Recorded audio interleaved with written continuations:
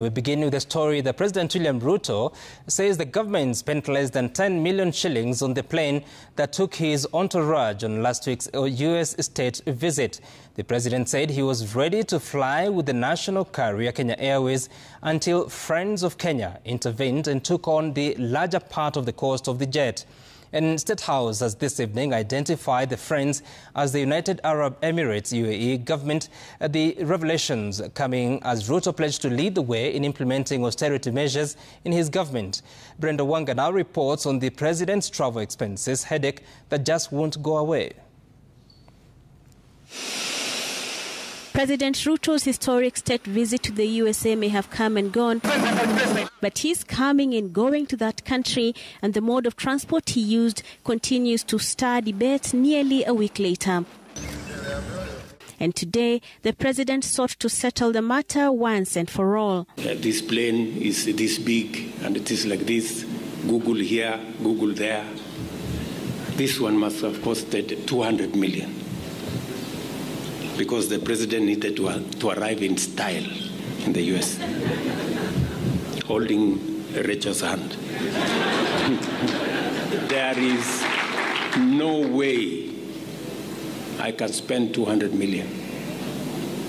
There is no way. In fact, let me disclose here that it costed the Republic of Kenya less than 10 million.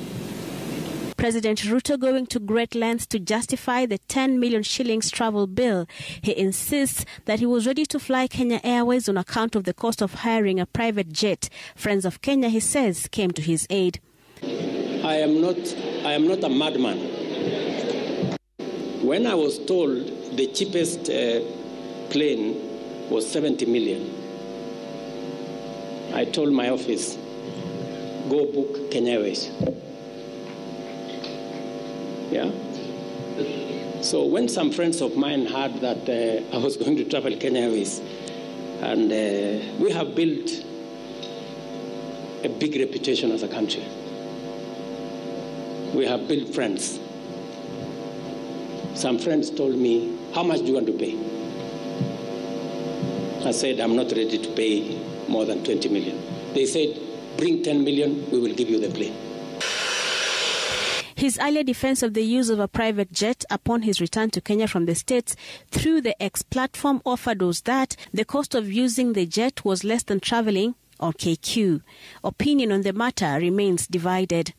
What perceptions are we giving those we went to ask for support from when we arrive in a flamboyant manner from a country that is struggling like Kenya? And he's our president. What did we want him to do? You know, we want him, first of all, safe. We want him to travel in style so that also, you know, the thing is, people respect you as well based on, based on the status you carry. And he was able to maintain that status as the president of Kenya and the representative of not just our country, but the continent. And he was able to do that with a style that would be respected and at a cost that is minimal. This is yet another time that the president has used an opportunity to defend his travel arrangements to the USA, and as he does this, he maintains that his government is keen on taking austerity measures to reduce spending within government. It will happen in this country. While the president's recent trip may have been funded by Kenyan friends, it is not the first time that his luxury travel has caught the attention and ire of the public. As the country's number 2 in the last administration, he rented another luxury jet to visit 4 West African countries in 2013 at an estimated cost of 100 million shillings. Parliament later rejected an audit of that trip. The pledges for reduced spending in government come as the allocations to the office of the presidency in this financial year speak to a different reality. The presidency continues to get substantial allocations running into billions of shillings for expenses such as renovations at State House and state lodges, the deputy president's residence and the official office, as well as purchase of vehicles, amongst other things. The National Treasury has since proposed cuts to the allocations for the President, the Deputy President and the Cabinet Secretary's offices, and the Head of State maintains that this is the trend as Kenya seeks to, as he calls it, live within her means. Deputy President. Brenda Wanga, Citizen TV.